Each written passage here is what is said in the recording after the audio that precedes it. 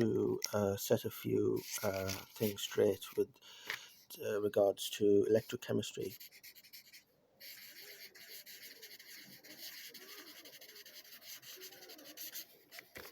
Moles. I'd like to set the record straight because after having watched a few dozen videos on YouTube, I am able to appreciate that a vast majority of the speakers don't have a clear understanding of how electrochemistry should be presented in the most apt and most student-friendly manner, so that there is a least amount of misconception arisal in students and all calibers, categories of students studying towards their triple award GCSE or AS level exams or A2 exams even can understand electrochemistry in its entirety.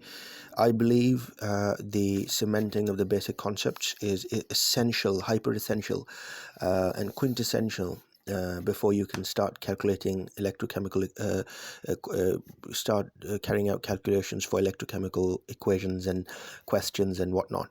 So first of all, I want the audience to understand that electrochemistry is a specific name given to the phenomena of quantizing the exchange and transfer of moles of electrons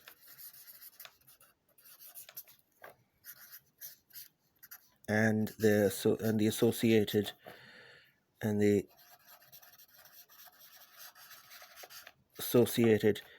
charge, i.e. current, because charge is being transferred at the expense of the current in the circuit and the time taken for the current to push the charge across, and the charge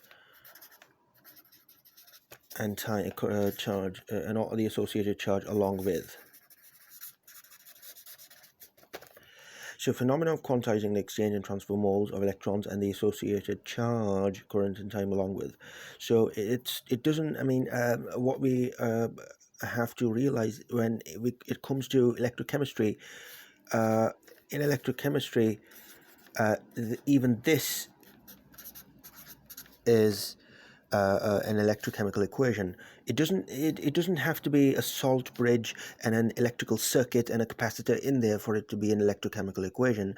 Basic, simple MgCO3 plus HCl leading to MgCl2 plus H2O plus CO2.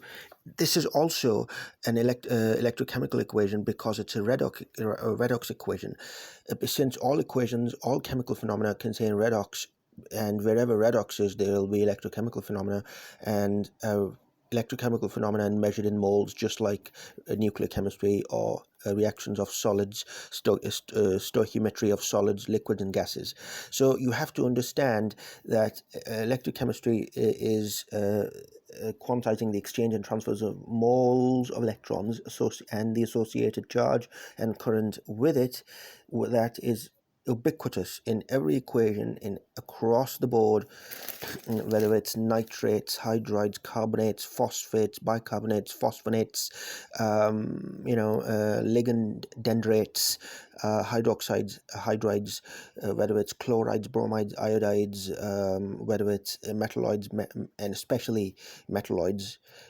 All phenomena contain aspects of electrochemical quantization. So it's highly quantitative,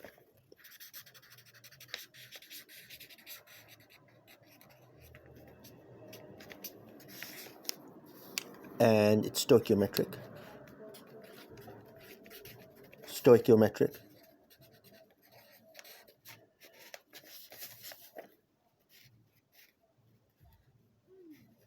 Sorry, it's a Friday night today, so.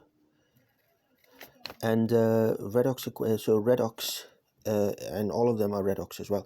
So what is redox? We'll talk about redox today. Redox, simply put, is oil rig. Wherever there is oil and rig, there is redox going on. So oxidation. So redox is the abbreviation given to the simultaneous processes of oxidation reduction happening in every equation, in every electron exchange, in every proton exchange, in every chemical equation, and oxidation happens. Oxidation happens. Oxidation is the addition of oxygen, deletion of hydrogen. It's the loss of electrons, and it's also a gain in positivity. Gain in positivity.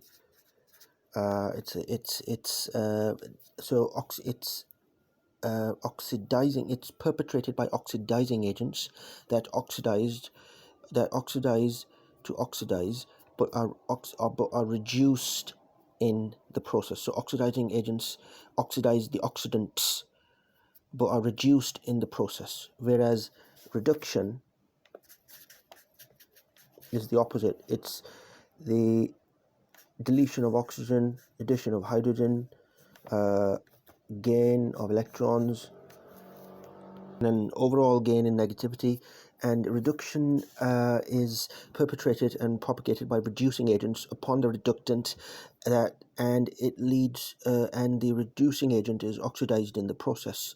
So that's how things are. Oxidizing agents oxidize the oxidants and are reduced in the process, whereas reducing agents reduce the reductant and are oxidized in the process. So I hope this will form the basis of GCSE ASNA 2 level electrochemistry, and we'll do questions upon electrode reactions. We'll do we'll do salt bridge equations.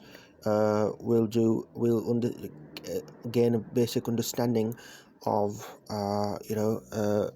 electrolysis.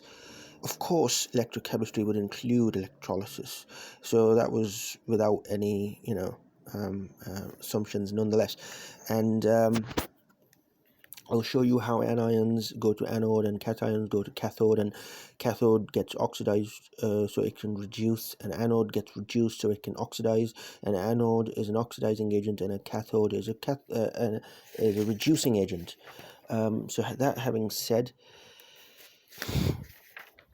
so we'll also go through all of these questions, and you'll be able to understand how things are, how Y is Q equals N E F, and subscripts E and Faraday constant. So please bear with me, and the next videos will clarify that. And I hope you enjoy the upcoming videos, and I hope you found this one useful.